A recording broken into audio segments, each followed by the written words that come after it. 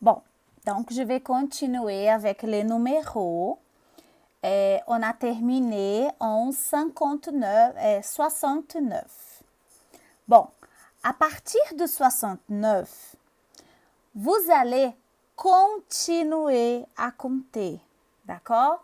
Donc, 69, 70, 71, 72, 73, 74, 75, 76, 77, 78, 79, 80, 81, 82, 83, 84, 85, 86, 87, 88, 89 et vous continuez. 90, 91, 92, 93, 94, 95, 96, 97, 98, 99, 100. Donc, la numération, les nombres en français de la France, d'accord? Parce que le français de la Belgique, Suisse, Québec, c'est différent. Le français, il a une manière typique, une manière spécifique de dire les nombres. Donc, nous avons 60, 70, 80, 90. D'accord? Donc, la numération qui est différente, c'est celle-là. D'accord? Bon. Autre détail que vous allez noter, c'est dans la numération 80. La numération 80, vous allez noter que dans le livre, 80, ici, 80, il termine par S. 80. Et dans les autres numérations de 80, non, termine sans S. C'est normal. Si le numéro continue, vous allez retirer le S. S'il y a un numéro après, donc 81, il y a déjà autre numéro. 82, 90, 94, 98, il y a un numéro après. Donc, sans S. D'accord? De la même façon, va se passer dans la famille du son. Il y a 100, 200 avec S, 300 avec S, 400 avec S, 500 avec S et continue. Mais si vous dites 100, 1201, retire le S. 1210, retire le S. 420, retire le S. Compris? Donc, seulement quand le numéro termine, 1200, le numéro entier, 1200 avec S. D'accord? Donc, c'est une particularité de la langue française. D'accord? Donc, fixez ça. Sans S, avec S. D'accord? Bon, la numération, les numéros, les nombres, les chiffres, c'est ça. La différence entre la nomenclature de numéros, nombres et chiffres vient de le contexte, c'est du contexte. Par exemple, vous allez parler d'une quantité de personnes, quantité d'habitants, par exemple de Barbacena. On va dire que le nombre d'habitants de Barbacena, c'est 130 000 personnes. D'accord? Si vous allez parler sur l'argent, une quantité, vous allez parler par chiffre. D'accord? Par chiffre.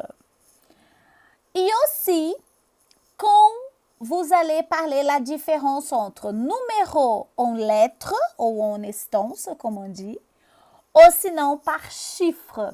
Si je dis écrivez par chiffre, vous allez écrire le numéro.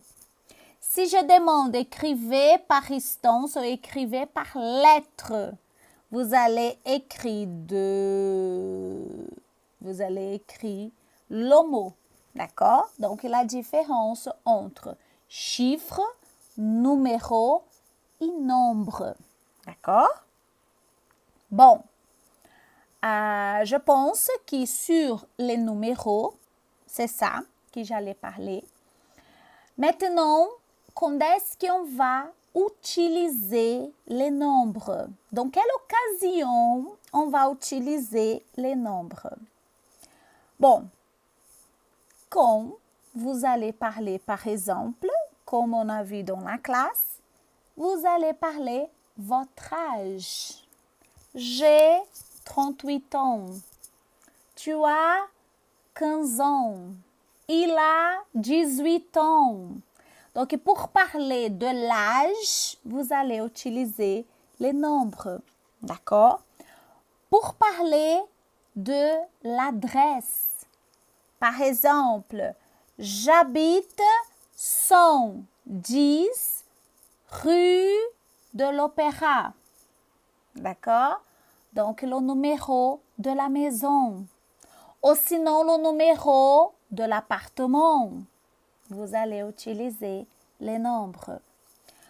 Pour dire votre numéro de téléphone, vous allez utiliser les numéros, les nombres. D'accord? Pour dire le numéro de téléphone.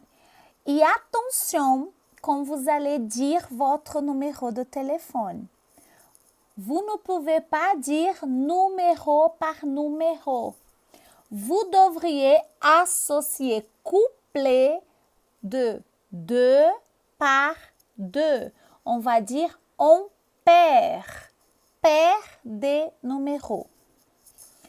Aujourd'hui au Brésil, avec la jonction du numéro 9, nous ne sommes pas habitués à parler, à dire le numéro avec le 9. Donc, c'est normal que quand vous allez dire le numéro de téléphone, vous dites 32 9 88 53 49 90. C'est mon numéro de téléphone, WhatsApp. D'accord? Donc, c'est normal qu'on fait la séparation du 9 avec les autres numéros. C'est parce que nous ne sommes pas encore habitués. C'est normal. D'accord? Sinon, vous allez dire le préfixe 32. Après, normalement, vous allez dire un trio. D'accord? 988. Au lieu de dire 9 et 88, vous dites 988 et le reste, on perd. D'accord? On va pratiquer ça en classe dans notre prochain cours. D'accord? Mais c'est bon de savoir qu'on doit agrouper les numéros pour parler. D'accord? Donc, ce sera notre utilisation avec les numéros, les pages du livre.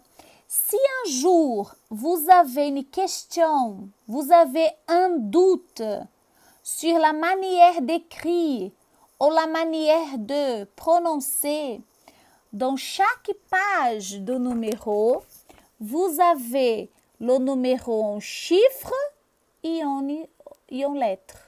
D'accord? Que vous pouvez regarder dans les pages du livre pour savoir comment dire le numéro. D'accord?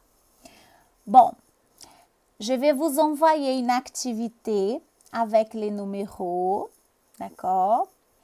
Et vous allez faire cette activité. Si vous voulez imprimer, y faire, ou sinon noter dans votre cahier, y faire. Et il y aura 2 activités audio, lesquelles je vais dire et vous allez compléter au écrit. Et un autre que vous allez écrire les numéros par lettre. D'accord? Donc, une petite activité pour pratiquer le français à la maison et avancer un peu dans la grammaire. Et après, je vais vous envoyer d'autres activités. D'accord? Pendant la semaine. Si la semaine prochaine, tout va bien, on va retourner à la classe dans le cours. Sinon, on va continuer à avoir des classes ou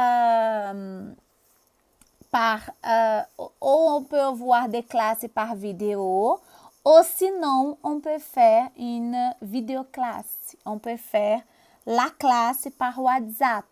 On peut voir tout le monde en appel téléphonique de tous les 5 élèves et on peut voir la classe par WhatsApp. D'accord? Donc, je vous invite à penser à cette possibilité parce que je pense que la situation de coronavirus va continuer. D'accord? Parce que c'est encore grave. Donc, j'imagine qu'il va continuer. Donc, on doit nous prévenir, d'accord? Rester à la maison, totalement hors de contact social, d'accord? Rester à la maison tranquille. Si vous pouvez, si vous avez la possibilité, reste à la maison. Si tous font le même acte, on va vraiment vaincre ce virus. D'accord? Donc, merci beaucoup de votre compréhension. Étudiez à la maison. D'accord?